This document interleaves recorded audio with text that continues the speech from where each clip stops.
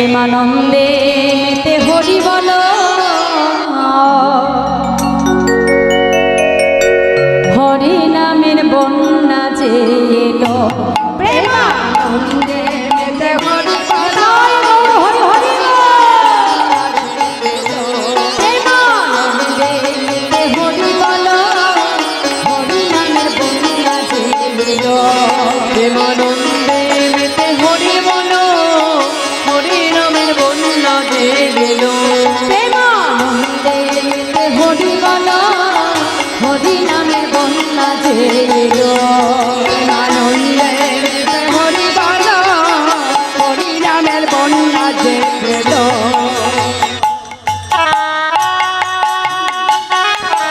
নিতাই গৌর হরি হরি গো।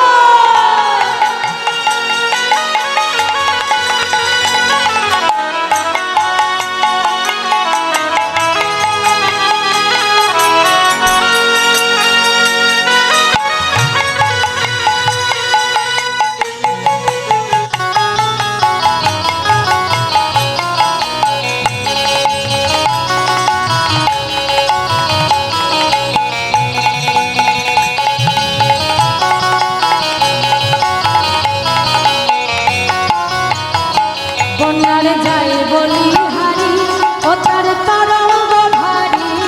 বন্যা যাই বলি হারি, ও তার তরঙ্গ ভারী। বন্যার যাই বলি হারি, ও তার তরঙ্গ ভারী। বন্যা যাই বলি হারি, ও তার তরঙ্গ ভারী। আচ্ছা মাইরা বলো তো দেখি তরঙ্গ মানে কি? তরঙ্গ মানে কি? ঢেউ ঢেউ। আমাদের নবদ্বীপে রোজ বন্যা হয় জানো তো, রোজ ঢেউ ওঠে। কিসের ঢেউ বলো তো? হ্যাঁ, হরিনামের ঢেউ। আজকে আমরা কোথায় বসে আছি? তোমাদের এই জায়গাটা কি না? কুমারহাট। তা আজকে কি এটা কুমারহাট আছে? নেই? কি হয়েছে? হ্যাঁ, বৃন্দাবন। শাস্ত্রে বলছে যেদিন যেখানে হয় হরিনাম সংকীর্তন, সেটাই যদি হয় সুমধুর ভক্ত সমাগম। যদি আমাদের সবার হয় এক মন, না হই তবু মোরা আনমন। সেই তো নিত্য নবদ্বীপে, সেই তো মধুময় শ্রীরাম বৃন্দাবন। তাহলে আজকে আমরা কোথায় বসে আছি? নব বৃন্দাবন, নবদ্বীপ ধাম। কি মাতাই তো? তাহলে আমাদের নবদ্বীপে যেমন রোজ বন্যা হয়, তাহলে আজকে কি কুমারহাটের নবদ্বীপে বন্যা হবে? কি হবে? হবে তো? তাহলে একটু জোর করে উলুধ্বনি দিয়ে দাও দেখি। নিতাই গৌর হরি বল। বাবা, এতক্ষণে মনে হলো এবার আমি বৃন্দাবনে এসেছি। রাধে। তাহলে নবদ্বীপে যেতে গেলে একটু কাজ করতে হবে। নবদ্বীপে তো শুধু বসে বসে যাওয়া যায় না, একটু কাজ করতে হয় নাকি? হ্যাঁ, একটু কাজ করবো তো সবাই মিলে। তাহলে একটু হাত তুলে ফেলো আমার সঙ্গে দেখি। সবাই একটু নেচে নেচে আমরা নবদ্বীপে চলে যাই। বাহ, হ্যাঁ, বাহু তুলে করতালি দিয়ে দিয়ে বলো। বন্যারে যায় বলি হারি, ও তার তরঙ্গ ভারী। বন্যা যাই হরি বলি হরি হারি, ও তার তরঙ্গ ভারী। বন্যারে যায় বলি হারি, ও তার তরঙ্গ ভারী। বন্যা যাই বলি হারি, ও তার তরঙ্গ ভারী। প্রেম তরঙ্গে দিচ্ছে সাঁতার গোলক বিহারী। আরে প্রেম হরি হরি তরঙ্গে দিচ্ছে সাঁতার গোলক বিহারী। আজ প্রেম তরঙ্গে দিচ্ছে সাঁতার গোলক বিহারী। আর প্রেম তরঙ্গে দিচ্ছে সাঁতার গোলক বিহারী। ও তার সঙ্গে, ও তার সঙ্গে দয়াল নিত্যানন্দ পাথরে সাঁতার দিল। পাতালে সাঁতার দিল। সঙ্গে দয়াল নিত্যানন্দ পাথরে সাঁতার দিল। সঙ্গে দয়াল নিত্যানন্দ পাতালে সাঁতার দিল। হরি নামে বন্যা যে এলো। প্রেমানন্দে মেতে হরি বলো, হরি নামের বন্যা যে এলো। প্রেমানন্দে মেতে হরি বলো, হরি নামে বন্যা যে এলো। প্রেমানন্দে মেতে হরি বলো, হরি নামের বন্যা যে এলো। সবাই মিলে নেচে নেচে নবদ্বীপ চলে যাবো। চলো বাহু তুলে হরি হরি বল। রাধে।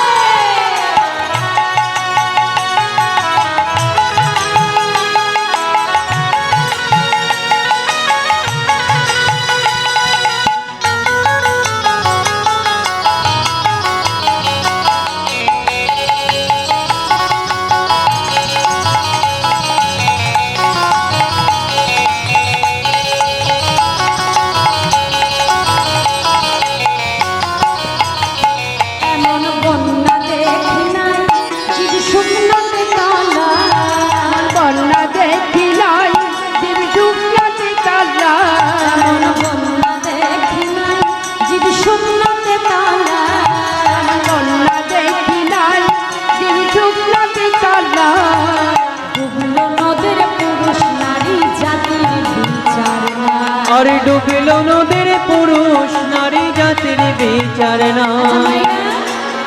বলি আমাদের হরিনামে কি কোনো জাতি ধর্মের বিচার আছে কি? আছে কি না? দেখা আজ যেটা তোমাদের এই যে পাড়ায় এত সুন্দর হরিবাস, আমার এই গ্রামের মায়েরা মিলে ভিক্ষা করে তবে এত সুন্দর হরিবাসর তোমরা তৈরি করো, সত্যি খুবই ভালো লাগছে। দেখো এই যে গ্রামের মধ্যে যে একটা হরিবাসর হচ্ছে, জানবে এটাও কিন্তু তোমাদের গ্রামের মঙ্গল। সব গ্রামে হরিবাসর হয় না, এটা তোমাদেরও আনন্দ, তোমাদের গর্ব, আমাদেরও গর্ব যে আমার মায়েরা মিলে ভিক্ষা করে এনে তবে তিন করে এত সুন্দর হরিবাসর তারা তৈরি করেছে। সকলে মিলে এমনভাবে কাঁধে কাঁধ রেখে আমার মহাপ্রভুর এই হরিনামকে তোমরা প্রচার করো না। কারণ মহাপ্রভু নিজ মুখে বলেছে, পৃথিবীতে আছে যত নগরাদি গ্রাম সর্বত্র প্রচারিবে মোর হরিনাম, তাই গো তাহলে সেই পথে তোমরা এগিয়েছো মা। সকলেই সবার সঙ্গে সহযোগিতা করে কাঁধে কাঁধ মিলিয়ে এত সুন্দর হরিবাসরকে তোমরা বয়ে নিয়ে যাবে।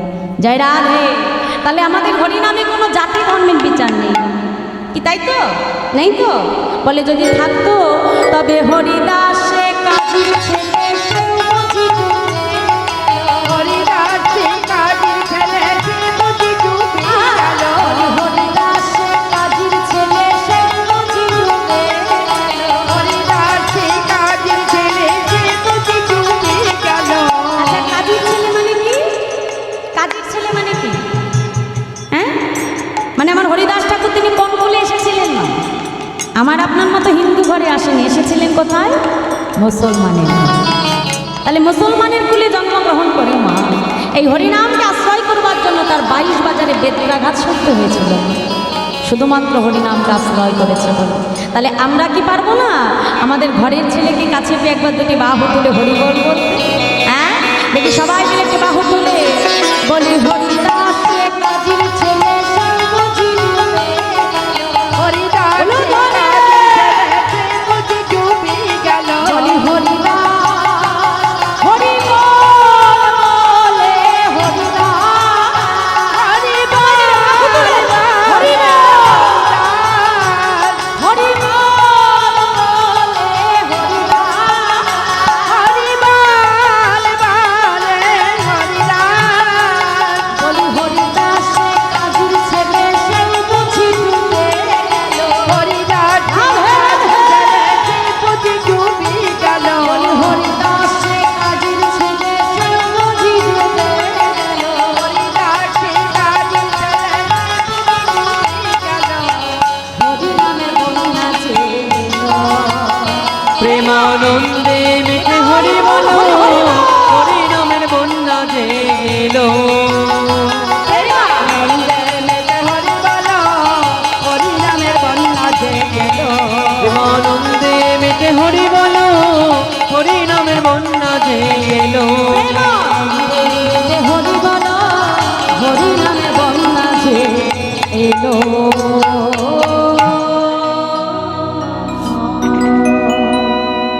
তাহলে আজ হরিনামের বন্যায় ভাসাবে বলে নবদ্বীপে এসেছিলেন আমার করুণার অবতার দয়াল গৌর। জীবের হাতে ধরে পায়ে ধরে তিনি হরিনাম দিয়েছিলেন।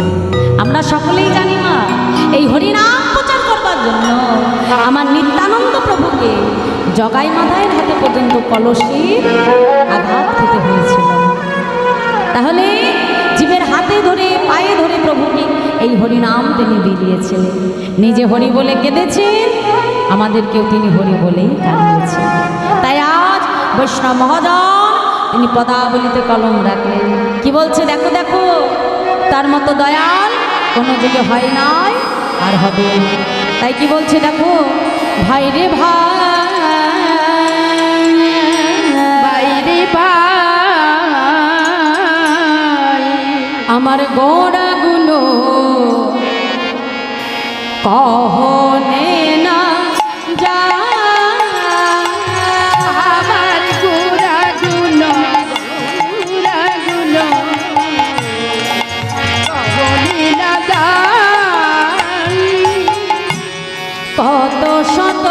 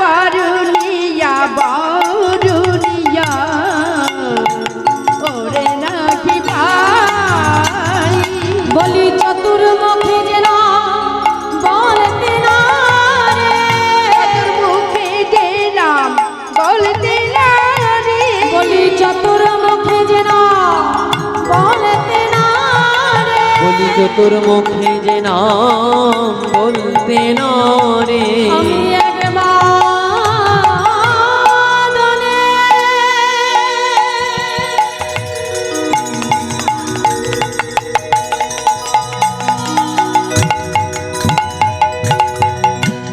বলব কত বলি আমার গোড়ার গুণের কথা হরি হরি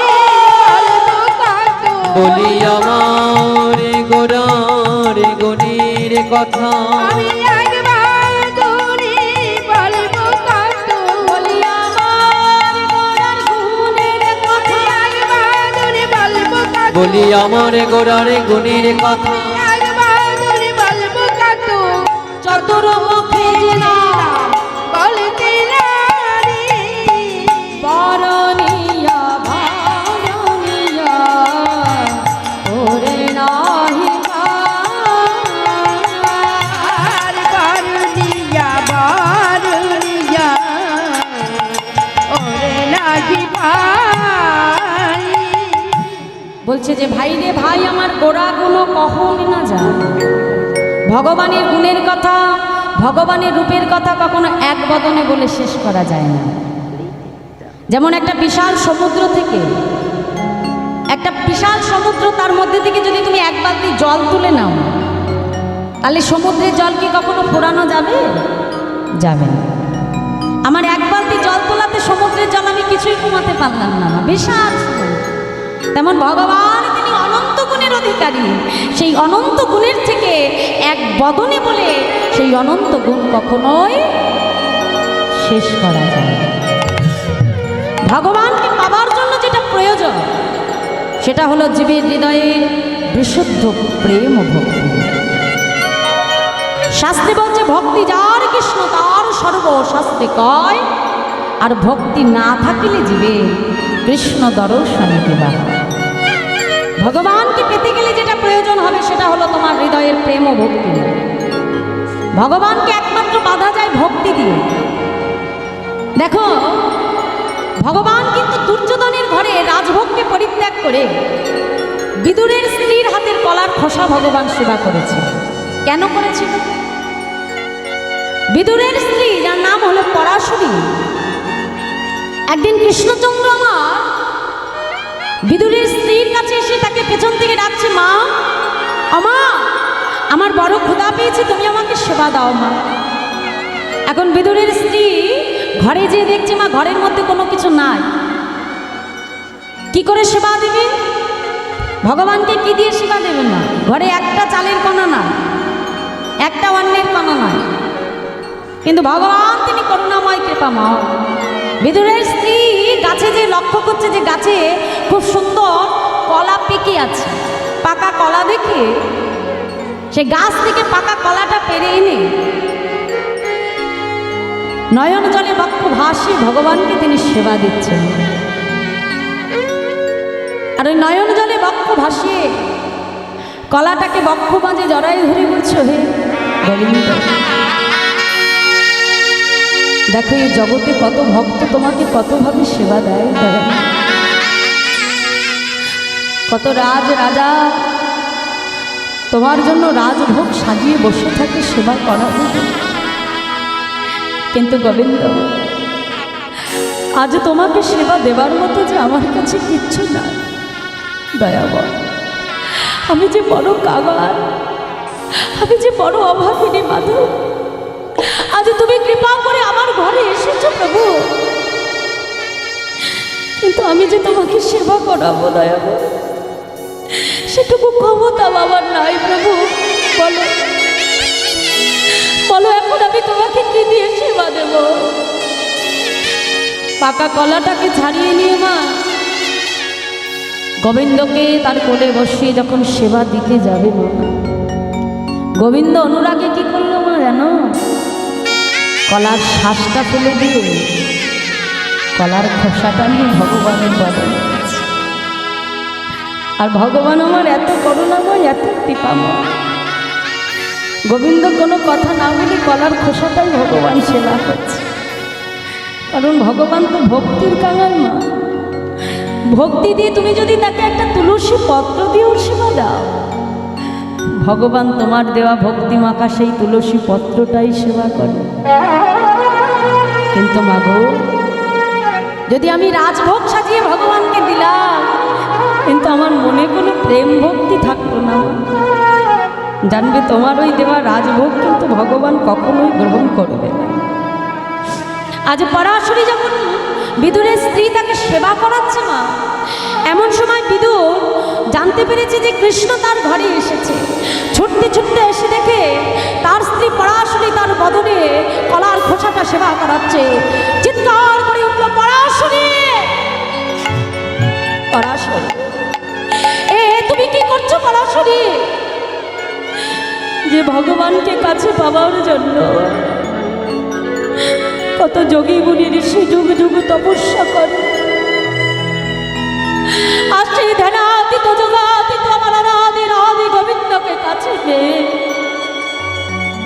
তুমি তাকে কলার খোসা সেবা করাচ্ছ। পরাশরী, তুমি সেবা দেবার আগে একটিবার ভালো করে দেখবে না যে ভগবানকে তুমি কি সেবা দিচ্ছ? সঙ্গে সঙ্গে পরাশরী কি করলো মা, কলার শ্বাসটা তুলে যখনই ভগবানকে সেবা করাতে গেল, গোবিন্দ আমার বিদুরকে ডেকে বলছে, বিদুর দাঁড়া, আমার মায়ের দেওয়া ওই কলার শ্বাসের থেকে মায়ের দেওয়া ওই কলার খোসাটাই আমি ভক্তি ভরে গ্রহণ করেছি। ওর মধ্যে যে আমার মায়ের প্রেম ভক্তি আছে, জানো বেদে, নাহাং তিষ্ঠামি বৈকুণ্ঠে যোগিনাম হৃদয়ং নাচা মদ ভক্ত যত্র গায়ন্তি তত্র তিষ্ঠামি হে নারদ। বেদে, আমি বৈকুণ্ঠেও থাকি না, আমি কোনো যোগী মুনি ঋষির হৃদয়েও থাকি না। আমি কোথায় থাকি জানি? যেখানে আমার ভক্ত সদা সর্বদা আমার গুণাদি গুণ কীর্তন করেন। আমি আমার ভক্তের সেই হৃদয় মন্দিরে যুগে যুগে ভক্তির কাছে বাধা পড়ে যায়, তাই তাই মাগো, ভগবানকে যদি সেবা দিতে হয়, ভগবানকে যদি ডাকতে হয় মা, তাকে ভক্তি দিয়ে ভালোবেসে ডাকতে হবে মা। ভগবান যে ভক্তি করে, তাই আজ বৈষ্ণব মহাজন তিনি পদাবলিতে কলম রাখেন, কি বলছে দেখো দেখো, বেদ বিদ্যা দহু,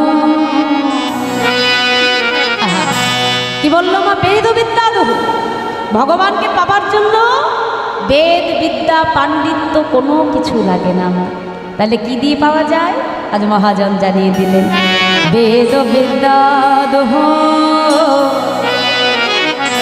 কিছু নাহি জানো তোরে, বেদ বিদ্যা দহু কিছুই নাহি জানো তো, সে যদি গৌ রঙ্গ করে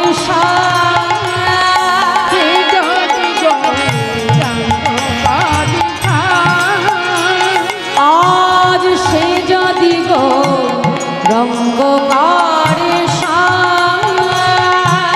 সে যদি গৌরাঙ্গ করে ঠাকুর নয়ন দেখে ভরে সেই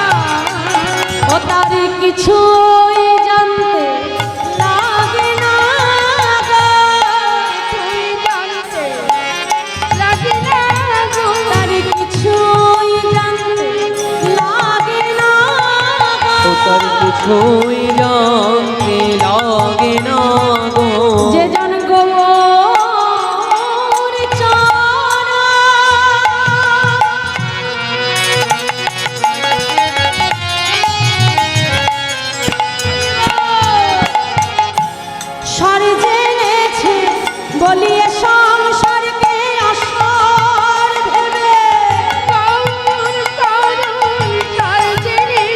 বলিয়ে সংসারকে আসর ভেবে জন গৌরী চরণ সারে জেনেছে বলিয়ে সংসারকে আসর ভেবে বলিয়ে সংসারকে আসর যে জন গৌরী চরণ সারে জেনেছে যে জন গৌরী চরণ সারে জেনেছে